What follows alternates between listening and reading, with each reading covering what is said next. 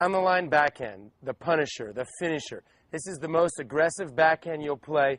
When you hit it, to me, you might as well go for it. And the most important part about hitting this is court position.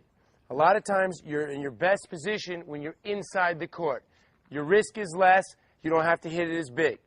My worst pet peeve is when guys go for the backhand down the line and they're about 3-4 feet behind the baseline and you don't get as much stick on it and you leave yourself incredibly vulnerable to the forehand cross court. And remember, club players at home, this is a much easier shot to play with two hands. It's the more natural, like the lefty forehand. So when you go for this backhand down the line, make sure it's in your strike zone, and when you do go for it, go for it. You've decided that you're going to do it. You don't want to just go for it and push it.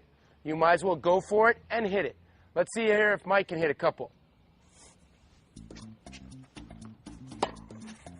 Let's see aggressive swing right here.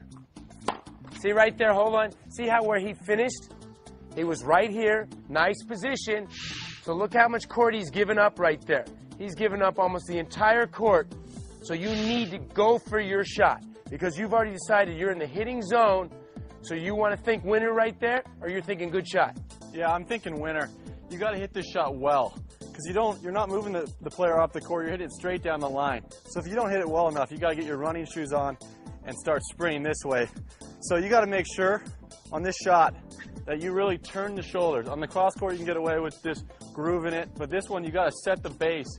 And you got to really turn the shoulders and gun that thing up the line. You really need to get that U-turn. You really need to get on that front leg. Sit in the chair. Let me see you hit a big Gustavo Kuerten. He's got the biggest one-handed backhand up the line. What do you think? Yeah, by far. Right there. See, he nailed that one. Big aggressive swing. One more. One more. Much better. Notice how I didn't hit too many of them because I don't exactly have a big backhand down the line because I have more of a continental grip. So if I do it, I tend to try to take it as early as possible because I'm not going to beat you with power. I got to beat you with where my court position is and the precision of the shot. Most important, remember to the club players, where you are in the court is the most important time to hit the backhand down the line. If you're 3 to 4 feet inside is a good time.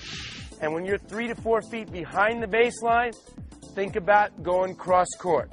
It's a poor percentage to go backhand down the line when you're this far behind the court, opens up the court too much. And remember, for the two-handers at home, work on this shot because this is the shot you have a big advantage over the one-handed players.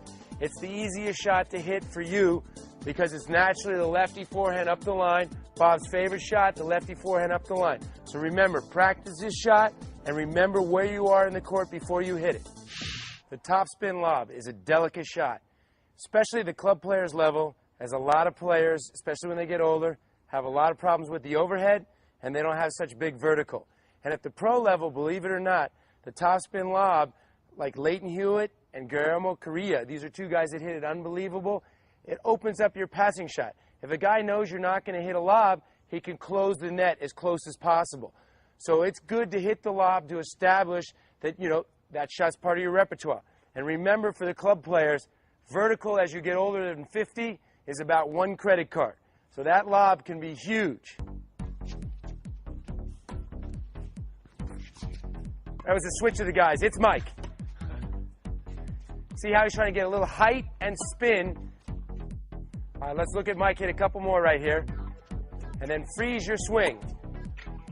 Okay? You finished almost at, you went from low to high. Did you finish like a rally swing there? No, a little bit higher and more away from the body. On this shot, you're trying to get the ball high, so you got to go from low to high, get that top spin on it, get it over their head.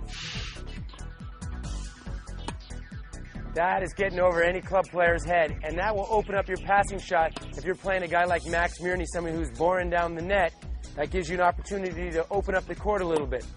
Andre Agassi is another one that he likes to lob, like in the first game of the match a lot of times, just to keep his opponent thinking that might be part of his game today.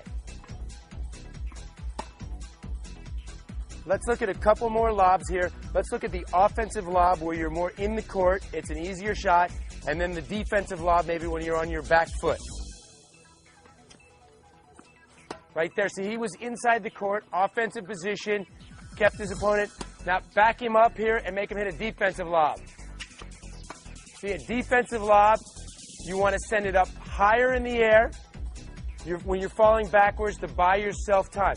And remember, to the club player, people when they come to net, come flying into the net with no regard of looking back. So the lob is a big shot. And remember, club players, one credit card is most of the guys' jumps. So you can hit a decent lob, or you can hit a toppy lob, but the lob will pay big dividends. Most guys don't hit the overhead that well. So remember the lob, and you'll win a lot more matches. We showed you many different looks today on the backhand, from the backhand rally shot, to the short chip, to the Spanish slice, to the toppy lob. Thanks again to the Bryan twins for helping me out. I'm Brad Gilbert for Sports School. We'll check you on the flip side.